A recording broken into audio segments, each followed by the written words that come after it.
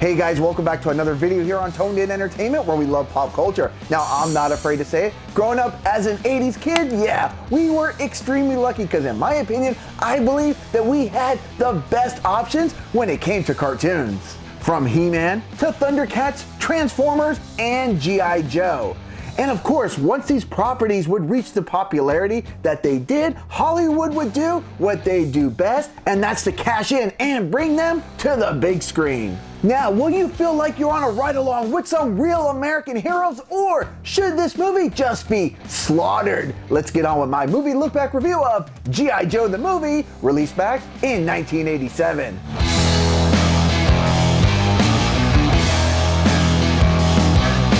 Now, I usually start off my movie look-back reviews by going over the premise, but this one's going to be just a little bit different because not only were 80s cartoons just awesome, but so were the intro songs for these cartoons, and the same can definitely be said here with G.I. Joe the movie. This song rocks so hard that if it doesn't get your adrenaline running, I don't know what will.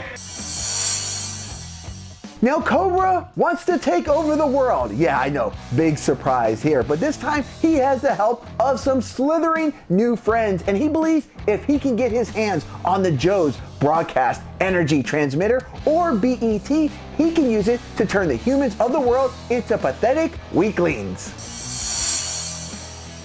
And ready to stand up against the forces of evil will be Sergeant Slaughter and a whole new group of recruits that are ready to hit the store shelves. I mean, fight the forces of evil. Now, G.I. Joe is known for having more action and violence than your standard 80s cartoon, which is fine, but the actions of Falcon here in this movie are just a bit creepy, and they make me wonder how they got past standards and practice. My example is when he sneaks a lady onto the military base, well, he tries to give her more than just a guided tour. Now, this is an animated movie, so the voice acting has to be on point, and thankfully it is, from good guys such as Duke to bad guys such as Cobra. But the real standouts are Sergeant Slaughter, who plays himself, and Burgess Meredith, who plays Galavolis.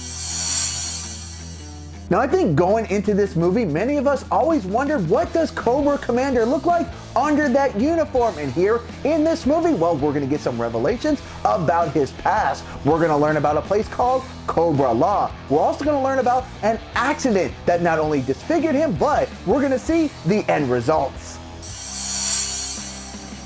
Now, I was a youngster that was actually in the theaters when the Transformers movie was released, and I did get to see it, and to say that I wasn't a little bit saddened, shocked, or heck, even a little bit traumatized as to what happened to Optimus Prime, that would definitely be an understatement. And I have a feeling that when they set out to make this movie, they were going in the same direction with the character Duke, but I feel like there was so much backlash that they received, probably from parents with kids crying at what happened to Optimus Prime, that at the last moment, they switched it out. Now, while Duke does suffer an injury here, I feel like it just feels a little bit weird that it was almost a cop-out, trying to save face with all the parents out there.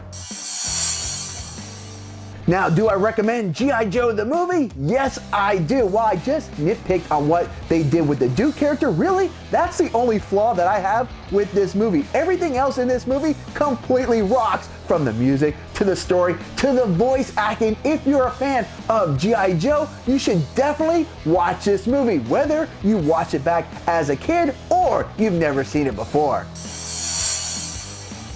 Now, as of this recording, I looked all around, and not only could I not find G.I. Joe available to stream, I couldn't even find it available to rent. The only way I could find that you could actually watch this movie is to have a physical copy. And if you're a fan of G.I. Joe, this one belongs in your collection anyways.